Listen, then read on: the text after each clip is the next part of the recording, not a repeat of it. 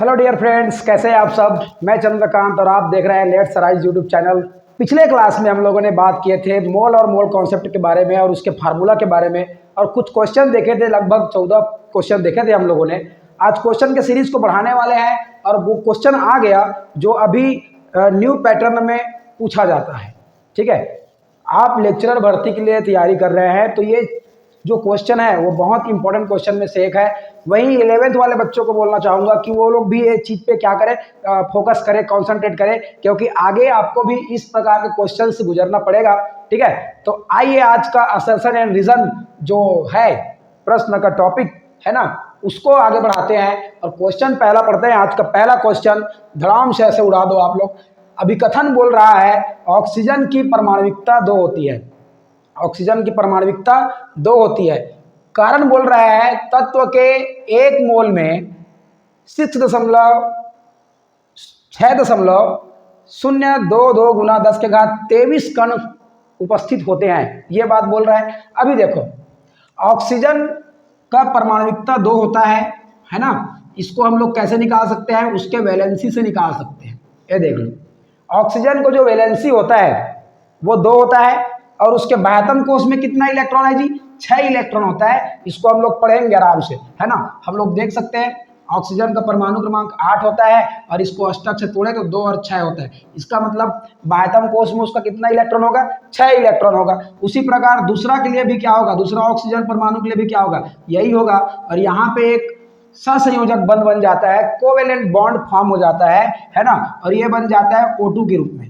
तो बोल तो रहा है सही, अभिकथन एकदम सही है। ठीक है, ऑक्सीजन की परमाणुकता 2 होती है, 100% क्या होता है, 2 होता है, क्योंकि तत्व के 1 मोल में 6.022 गुना 10 के घात 23 कण उपस्थित होते हैं। क्या कारण सही है? हाँ, कारण भी सही है, देख लो, है ना। 1 मोल में इतना होता है। कल ही हम लोग बात किए थे कि 1 मोल बराबर कितना हो जाएगा, 6.022 इंटू 10⁻23 होगा, ऐसे बोल रहे हैं। ठीक है, लेकिन हमारा ऑप्शन क्या है, ऑप्शन के हिसाब से चलना पड़ेगा। अभिकथन सही है, कारण भी सही है, लेकिन इसका कारण जो है वो स्पष्ट नहीं होता है। ठीक है, कि व्याख्या नहीं करता है, ये कारण जो है वो अभिकथन का व्याख्या नहीं करता है। तो आपका आंसर क्या हो जाएगा, ऑप्शन नंबर बी हो जाएगा। कैसे, अभिकथन एवं कारण दोनों सही है, परंतु कारण अभिकथन का व्याख्या नहीं करता है। ये पहला क्वेश्चन ऐसे और इस प्रकार का क्वेश्चन देखा गया है। ठीक है, इस प्रकार का क्वेश्चन बिल्कुल देखा गया है। सेकंड क्वेश्चन देख लो, दूसरे नंबर का क्वेश्चन देख लो। दूसरे नंबर का क्वेश्चन बड़ा ही इंपॉर्टेंट और बड़ा ही रोचक क्वेश्चन है ये, है ना। इस क्वेश्चन को जब मैं एटॉमिक थ्योरी पढ़ाऊंगा, एटॉमिक मॉडल पढ़ाऊंगा, तब लेके आऊंगा। ठीक है, लेकिन अभी यहाँ पे सॉल्व कर लेते हैं। 1 मोल इलेक्ट्रॉन का आवेश 96,500 कूलाम होता है। क्या बोल रहा है, 1 मोल इलेक्ट्रॉन का आवेश 96,500 कूलाम होता है।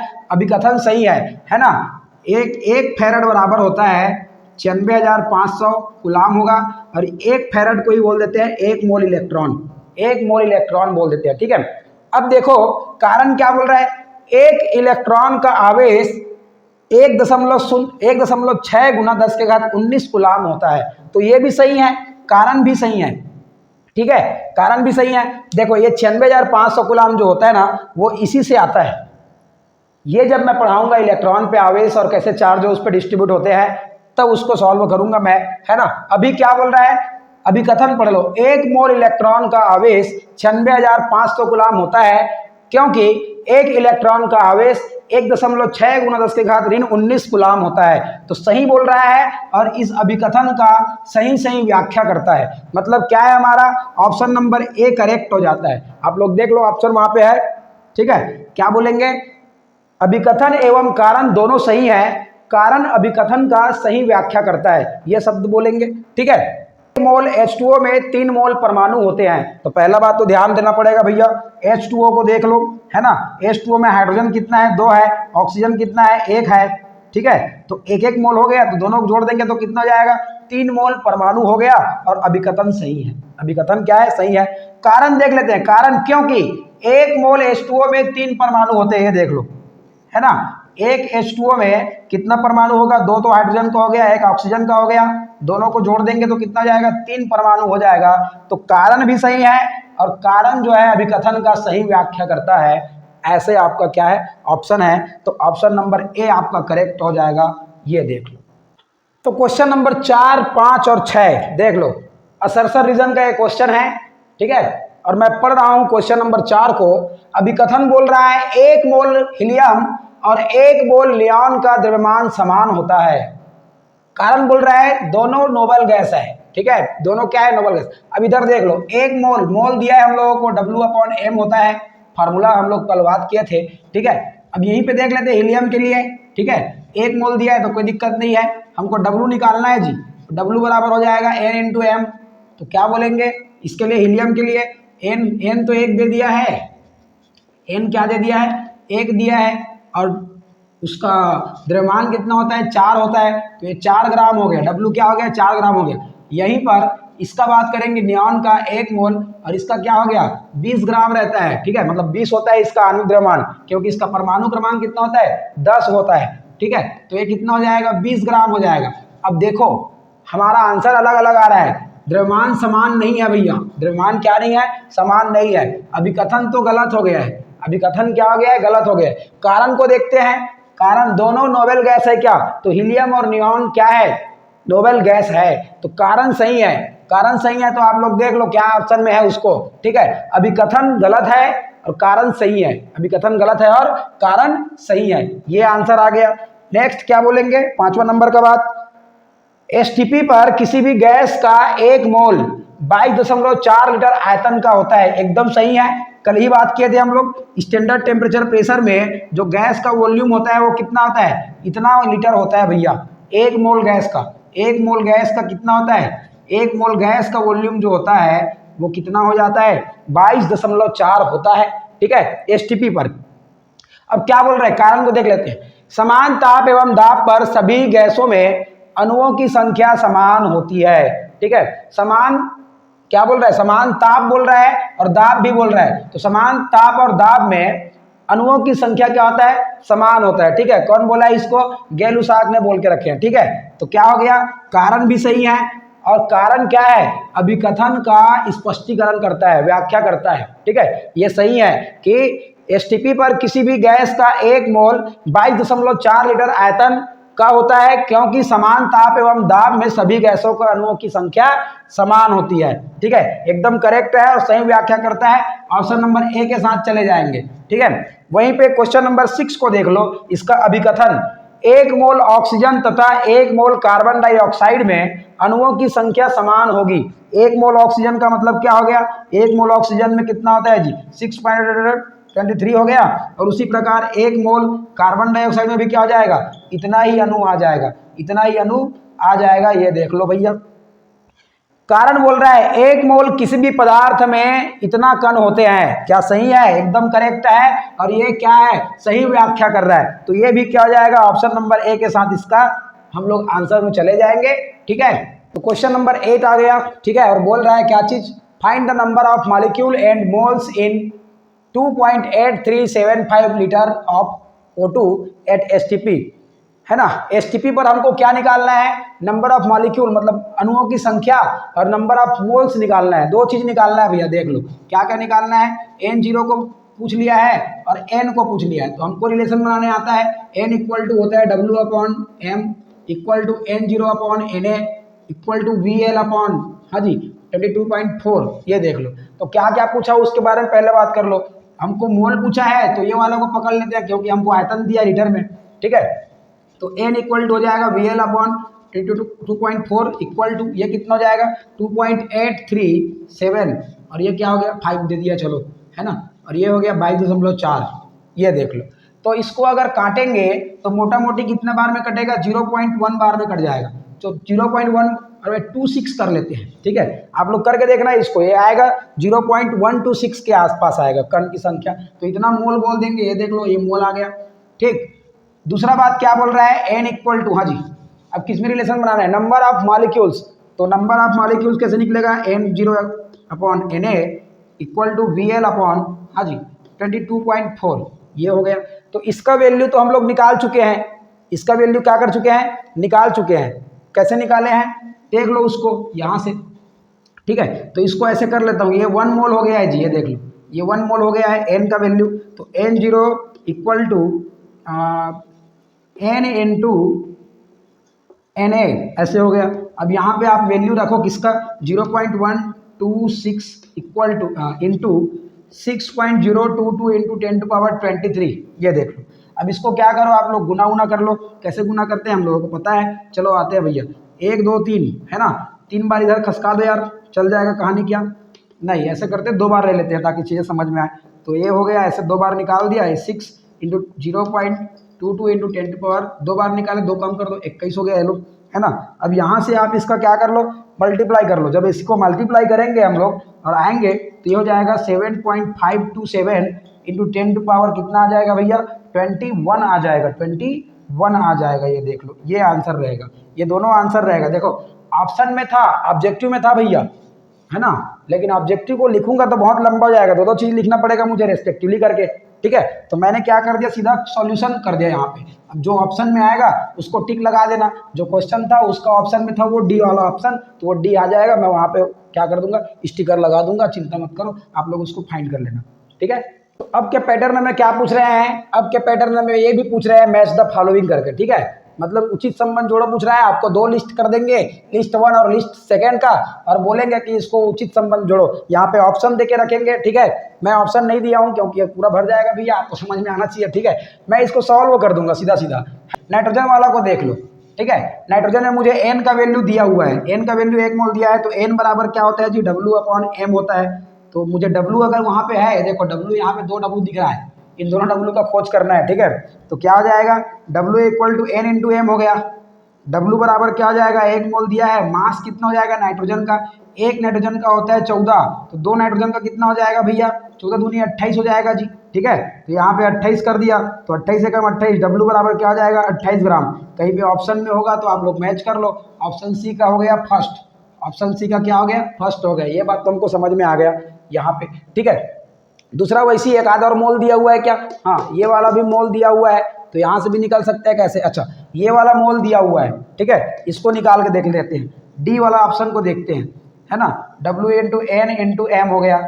W बराबर क्या हो जाएगा 0.5 इंटू, हाँ जी सल्फर डाइऑक्साइड का निकालो मास, तो कितना हो जाएगा, इसका हो जाएगा 32 और इसका हो जाता है 16 और 2, तो ये 64 हो जाएगा भैया, क्या हो जाएगा 64 हो जाएगा ऐसे, ठीक है। तो W बराबर इसको क्या लिख सकता हूँ, 1/2 लिख सकता हूँ, और ये 64, ये कटेगा तो कितना आ जाएगा 32 आ जाएगा, कितना आएगा 32 आ गया। तो W बराबर क्या आ गया यहाँ पे 32 ग्राम, ये भी है क्या, देखो तो 32 ग्राम कहीं पे है क्या, यस दिया हुआ है, देख लो, ठीक है। ऐसे निकालना है। अब 2 चीज बचा हुआ है, एक तो ये बचा हुआ है, एक तो ये बचा हुआ है ना।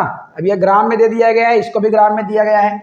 अभी बात करते हैं किसके बाद, ये ए को एक बार सॉल्व करते हैं। इसमें बोला है इलेक्ट्रॉन की संख्या हो सकता है आ जाए, है ना, तो N0/Na हो गया, और ये होता है क्या चीज, किसके बराबर होगा ये होगा W/M के बराबर। अभी मुझे W पता है क्या, हाँ ग्राम तो दिया हुआ है ना। तो चलो आगे बढ़ते हैं। N0 इक्वल टू कितना हो जाएगा, W दिया हुआ है कितना 16 ग्राम, और इस मेथेन का कितना होता है भार जी, कार्बन का हो गया 12 और हाइड्रोजन का 4, तो दोनों को जोड़ेंगे तो कितना हो जाएगा 16 हो गया ऐसे। और यहाँ पे कौन, इधर Na जाके 0.622 इंटू 10⁻23 हो गया, ठीक है। तो N0 कितना आ गया 6.22 इंटू 10⁻23 हो गया। अब देखो जो मेथेन होता है ना उसमें कितना इलेक्ट्रॉन होता है, कार्बन का होगा भैया 6 इलेक्ट्रॉन, और हाइड्रोजन का होगा कितना इलेक्ट्रॉन 4 इलेक्ट्रॉन, है ना। एक हाइड्रोजन का 1 इलेक्ट्रॉन, तो 4 हाइड्रोजन का 4 इलेक्ट्रॉन हो गया। जब दोनों को जोड़ देंगे तो कितना हो जाएगा 10 इलेक्ट्रॉन हो जाएगा।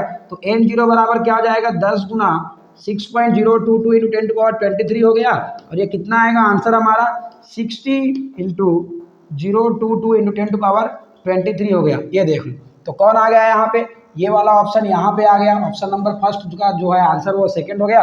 तो फोर्थ वाला ऑटोमेटिक क्या हो जाएगा, सॉरी बी वाला ऑटोमेटिक क्या हो जाएगा फोर्थ का हो जाएगा।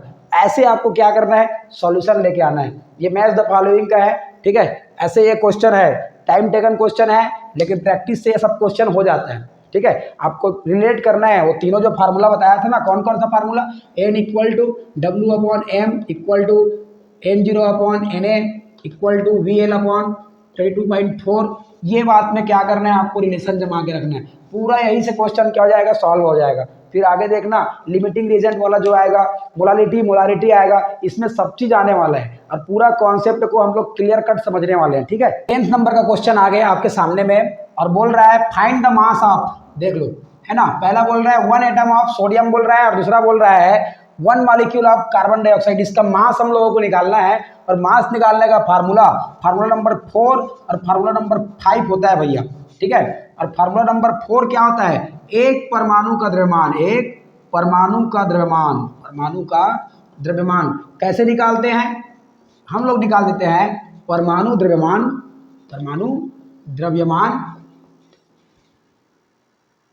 बटे क्या हो जाएगा भैया, Na हो जाता है। अब यही से निकाल लेते हैं परमाणु द्रव्यमान कितना होता है जी, सोडियम का, एक सोडियम का परमाणु द्रव्यमान तो 11 होता है और 11 दूनी 22 हो गया, इसमें एक और जोड़ देंगे। पूरा कॉन्सेप्ट बता के आया हूँ भैया, पिछले वीडियो में जाके देखो आप लोग। ठीक है, आप लोग वीडियो देख नहीं रहे हो तो देखो भैया, बहुत इंपॉर्टेंट है। तो ये हो जाएगा 23 और Na का वैल्यू कितना होता है 0.2 इंटू 10⁻23 हो गया। और जब इसको मैं सॉल्व करूंगा तो कितना आ जाएगा 3.8 इंटू 10⁻, हाँ जी 23 आ जाएगा। 20 माइनस में आएगा, माइनस में क्या आ जाएगा 23 ग्राम आ जाएगा। ये देख लो ऊपर चला जाएगा ना, ये जब ऊपर जाएगा तो माइनस में आ जाता है। ठीक है, घातांक का नियम है। और 5वां नंबर का अगर फार्मूला करूं, हाँ जी, एक अणु का द्रव्यमान, ये देख लो एक अणु का द्रव्यमान कैसे निकलता है, अनुभार बटे Na कर देंगे भैया ऐसे। तो अनुभार कितना है, क्या किसका, कार्बन डाइऑक्साइड का। अच्छा अनुभार निकालने आता है, अभी निकाल के आए थे हम लोग। कार्बन का 6 होता है, परमाणु क्रमांक 6 दूनी 12 हो गया, ऑक्सीजन का 16 होता है, 2 जन एक है तो ऐसे है ना। तो ये कितना आ जाएगा 16 दूनी 32 और ये 44 हो गया। तो यहाँ पे क्या आ जाएगा 44/6.022 × 10⁻23। जब इसको हम लोग सॉल्व करेंगे तो ये आ जाएगा 7.30 × 10⁻23 ग्राम आ जाएगा। ये देख लो, तो ऐसे ऐसे क्वेश्चन हमारे बीच में आएगा और ये क्वेश्चन को हमको ऐसे ऐसे सॉल्व करना है, बड़ा धीरे धीरे ही सॉल्व करना है, कोई जल्दबाजी नहीं है। ठीक है, वहाँ पे परफेक्ट टाइम मिलता है। और इस बार तो यार पैटर्न चेंज होगा टीचर भर्ती के लिए, तो थोड़ा ध्यान रखो। पैटर्न चेंज होता है ना तो क्वेश्चन की संख्या हो सकता है कम कर दे या फिर कुछ और कर दे, तो आपको टाइम मिलेगा 3 घंटा, तो क्वेश्चन की संख्या को अगर कम कर दिया जाए है ना, तो क्या होगा, क्वेश्चन टाइट पूछा जाएगा ताकि टाइम लगे उस पर, है ना। लेंदी क्वेश्चन पूछेंगे ऐसा लगता है मुझे, लेकिन ना पूछे भाई, सबका हो जाए, जो भी पोस्ट आए वो पूरा फिल हो जाए, है ना, बिना कोई विवाद के। मैं चाहूँगा सरकार से कि अच्छा एक फेयर भर्ती, शिक्षक भर्ती का आप लोग लगाओ। उसका खेला का 10वां प्रश्न जो है वो बहुत इंपॉर्टेंट हो जाएगा। तो इंपॉर्टेंट सब क्वेश्चन है, क्योंकि सभी क्वेश्चन जो है वो नीट या जेई में आया हुआ क्वेश्चन है ना, DSSB में आया हुआ क्वेश्चन है, KVS NVS में आया हुआ क्वेश्चन है। सब चीज़ क्वेश्चन जो प्रीवियस ईयर क्वेश्चन है उसी का लगा रहा हूँ मैं, ताकि चीज़ें समझ में आ जाए। और जो हमारे अभी बच्चे हैं 11th क्लास वाले, वो भी थोड़ा अपने माइंड को ब्रॉड कर सके, बढ़ा सके, ऐसे करके, है ना। तो आप लोग पूरा वीडियो जा करके देखो, पुराना वाला, है ना, ताकि कॉन्सेप्ट समझ में आ जाए। आज ही का लास्ट वीडियो है मोल कॉन्सेप्ट का, उसके बाद मैं चले जाऊँगा स्टाइकोमेट्रिक फार्मूला वगैरह में। ठीक है, जहाँ पे हम लोगों को आणविक द्रव्यमान, आणविक सूत्र, ये सब चीज़ निकालना है। ठीक है, इंपेरिकल फार्मूला, ये सब चीज़ जानना है। तो आइए बात करते हैं किसके बारे में, how many atom and molecule of phosphorus are present in 62 gram of P4 molecules. Phosphorus चतुष्परमाणविक होता है। ठीक है, क्या होता है, टेट्राएटॉमिक होता है। टेट्राएटॉमिक होता है तो समझना है हम लोगों को। तो पूछ क्या रहा है अभी, रिलेशन लेके आते हैं यार, पहले रिलेशन लेके आओ। W/M = N0/Na = VL/, हाँ जी 22.4। पहले तो ना जैसे ही ये क्वेश्चन आएगा ना, सबसे पहले तो इसको ऐसे लिख लो, पहले लिख लो। इसको लिखेंगे ना तो क्या समझ में आएगा पता है, हम लोगों को फार्मूला में क्या क्या दिया है उसको समझ में आ जाएगा। अच्छा ये दिया है ग्राम दिया, मतलब मुझे W दिया है 62 ग्राम, है ना। अब पूछ रहा है how many molecules and atom, तो एटम और मॉलिक्यूल्स की संख्या पूछ रहा है। इसका मतलब मेरे को क्या पूछ रहा है, N0 पूछ रहा है यार। तो N0 और W में जो संबंध है ना उसको लेके आऊंगा ऐसे, ये देख लो। तो क्या बोलूंगा, N0 पूछ रहा है तो इसको इधर ले आऊंगा तो W × Na/M हो जाएगा ऐसे। ठीक है, अब बात करेंगे क्या चीज, N0 = हाँ जी W कितना दिया है 62 इंटू Na कितना दिया हुआ है 6.022 इंटू 10 to 23। ये दिया नहीं रहेगा भाई, इसको याद करना पड़ेगा, ठीक है। अब इतना प्रैक्टिस किया कि ये आना चाहिए। और जो फास्फोरस का होता है उसका भार कितना होता है 31 होता है। क्यों होता है अब इसको दिखा देता हूँ। फास्फोरस का परमाणु क्रमांक कितना होता है भैया 15 होता है। 15 को 2 से गुना करेंगे 30 हो जाएगा, एक जोड़ेंगे तो 31 हो जाएगा, ठीक है। तो ऐसे हम लोग निकाले हैं, तो ये बात समझ में आना चाहिए। और पुराना वीडियो पिछले वीडियो जाके देखो, क्योंकि मैं वहाँ बता के आया हूँ कि कैसे हम लोग मॉलिक्यूलर मास निकालते हैं। तो ये हो गया ऐसे। तो n0 बराबर क्या आ जाएगा, ये कट जाएगा भैया 2 से, है ना। 31 दूनी 62। अब इसको गुना करेंगे तो ये 440 पॉइंट, और ये 12 हो गया, और ये हो गया 23। ये निकल गया क्या चीज़ मॉलिक्यूल। ये क्या निकल गया मॉलिक्यूल निकल गया। अब फास्फोरस ये मॉलिक्यूल निकल गया है, तो फास्फोरस का एटम कैसे ज्ञात करेंगे। एक फास्फोरस में कितना एटम है जी 4, ठीक है। तो बोलेंगे P4 कंटेन 4 एटम्स, सो 4 इंटू N0 हो जाएगा, ये वाला N0 है ना। तो कितना हो जाएगा 4 इंटू 12.044 इंटू 10 to 23, ठीक है। अब इसको गुना लगा लो, ये हो जाएगा 16 और ये हो जाएगा 17 ऐसे, और ये हो जाएगा 1248 इंटू 10 to 23। ये क्या निकल जाएगा एटम्स निकल जाएगा, ये देखो इतना एटम्स निकल जाएगा। तो ये आपका आंसर हो जाता है। तो 2 क्वेश्चन ऐसे बना के दिए हैं, ये देखो। तो इतना क्वेश्चन है, ठीक है। 2-4 और क्वेश्चन लेके देख। तो चलो आज का ये अंतिम क्वेश्चन मैं मान लेता हूँ, ठीक है। इसके बाद हम लोग किसको पढ़ने वाले हैं, स्टाइकोमेट्रिक जो फार्मूला आता है, एम्पिरिकल फार्मूला है ना, मॉलिक्यूलर फार्मूला, इन सब चीज़ के बारे में पढ़ने वाले हैं। ये आज का अंतिम क्वेश्चन है। कल मैंने कराया था 14 क्वेश्चन के आसपास, और आज करा दिया 11। तो कुल मिलाकर कितना क्वेश्चन बनता है भैया 25 क्वेश्चन बनता है। और उससे पहले मैं 16 क्वेश्चन और करा के रखा था, ठीक है। तो कितना हो जाएगा 10 इसमें जोड़ के 6 उधर जोड़ दो, तो ये हो जाएगा 41-42 क्वेश्चन के आसपास मैंने करा दिया अभी तक के क्लास में, ठीक है। अभी तक के क्लास में मैंने इतना क्वेश्चन करा दिया। 100 क्वेश्चन करेंगे इस चैप्टर से, तो 100 क्वेश्चन में से कोई ना कोई क्वेश्चन तो आएगा यार, कहीं ना कहीं से टॉपिक से तो आएगा, है ना। अभी बात कर लेते हैं इसके बारे में। तो क्या बात बोल रहा है, find 1 mole in water. Water पहले तो फार्मूला लिख लो H2O, ये देख लो, ठीक है। मास इन ग्राम, मास इन ग्राम बोल रहा है, मतलब क्या हो गया, किसके बारे में हम लोग चर्चा करेंगे। 1 मोल दिया है, n बराबर 1 दिया है भैया। पहला बात कर रहा हूँ, ये देख लो, पहला बात कर रहा हूँ मैं, ऐसे ऐसे कर लेता हूँ भाई, जगह नहीं बनता है फिर, है ना। ऐसे कर लेता हूँ 4, ये दूसरा नंबर का बात हो गया, ये तीसरा नंबर का बात हो गया, ये चौथा नंबर का बात। क्यों कारण, इसका कारण ये है कि धड़ाधड़ लिखते हैं ना तो फिर स्पेस लगता है, धड़ाधड़ लिखते हैं तो स्पेस लगता है, आप लोग देखते हो, है ना। n बराबर दिया है 1 मोल, तो n इक्वल टू W/m हो जाएगा। तो n तो 1 दे दिया है, W पूछ रहा है क्या ग्राम में, है ना। W पूछ रहा है ग्राम में, W equal to n into m हो गया। W बराबर 1 गुना इसका मास कितना हो जाएगा भैया, ये तो होता है मॉलिक्यूलर मास 18, है ना। ऑक्सीजन का 16 हो जाएगा, हाइड्रोजन का 1, 2 हाइड्रोजन है तो 2 हो गया, 16 और 2 18 हो गया। ये लो भाई, तो W बराबर कितना निकल गया 18 ग्राम निकल गया है, पहला आंसर निकल गया आपका। दूसरा बात क्या बोल रहा है, नंबर ऑफ मॉलिक्यूल्स। तो नंबर ऑफ मॉलिक्यूल्स कैसे निकालते हैं, n इक्वल टू n0/Na निकालते हैं क्या, है ना। तो n0 equal to n into Na हो जाएगा। तो n0 इक्वल टू क्या हो जाएगा, मोल दिया है मुझे 1 ग्राम, एक मोल दिया है, और ये होता है 6.022 इंटू 10 to 23। तो n0 हो गया क्या चीज़ 6.022 इंटू 10 to 23। ये दूसरा आंसर हो गया हमारा। तीसरा बात क्या बोल रहा है, नंबर ऑफ हाइड्रोजन एटम। तो देख लो भैया कितना हाइड्रोजन है, यहाँ पे 2 हाइड्रोजन है, तो इसको क्या कर देंगे, कैसे बोलेंगे, H2O contain 2 hydrogen atom, 2 hydrogen atom. तो क्या बोलेंगे 2 इंटू 6.022 इंटू 10 to 23 कर लिए ऐसे। अब ये क्या हो जाएगा, इसको मल्टीप्लाई कर दो तो ये हो जाएगा 044 इंटू 10 to 23। इतना तो आना चाहिए, है ना। और क्या बोलेंगे, oxygen contain H2O contain 1 oxygen contain कर रहा है, मतलब n0 कितना हो जाएगा 0.23 इंटू 22 इंटू 10 to 23 हो जाएगा। ये देखो ऐसा आपको आंसर लाना है। और ये बहुत ही सिंपल क्वेश्चन था, दिख खतरनाक रहा था, लेकिन कोई उसमें वो नहीं है। आपको तो भैया बस ये रिलेशन आपको समझ में आना चाहिए। ये देख लो, n equal to W/m, n0/Na और VL/m 22.4, ये देख लो। ये संबंध अगर आप लोग बना लिए तो हर क्वेश्चन बनेगा, हर क्वेश्चन बनेगा, ऐसा कोई क्वेश्चन नहीं है जो नहीं बनेगा, ठीक है।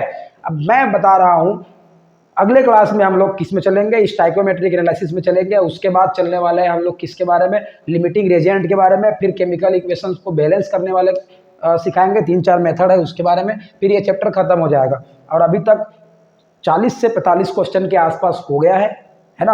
आप लोग यार इत्मीनान से देखें, पेन और कॉपी लेकर देखें। मैं समझता हूँ कि वीडियो की क्वालिटी जो है ना वो ठीक नहीं है, लेकिन हाई रेजोल्यूशन में आप लोग देख सकते हो। डाटा की आज तो कमी नहीं है ना। फिर भी आप लोग कोशिश करना कि ये हो जाए, क्योंकि ये व्याख्याता भर्ती में एक इम्पोर्टेंट रोल अदा करता है। आप लोग प्रीवियस ईयर क्वेश्चन देखना, प्रीवियस ईयर क्वेश्चन में ना ये सभी क्वेश्चन आपको मिलेंगे, ठीक है। ऐसा लग रहा है टाइम टेकन है, लेकिन perfect practice max main perfect, okay. तो परफेक्ट प्रैक्टिस होना चाहिए, है ना। तो प्रैक्टिस तो अच्छा बनाता है लोगों को, लेकिन प्रैक्टिस भी कैसे होना चाहिए, अब परफेक्ट होना चाहिए। तो इस प्रकार से मैं अभी मेरे तरफ से मोल क्या जाता है, समाप्त हो जाता है।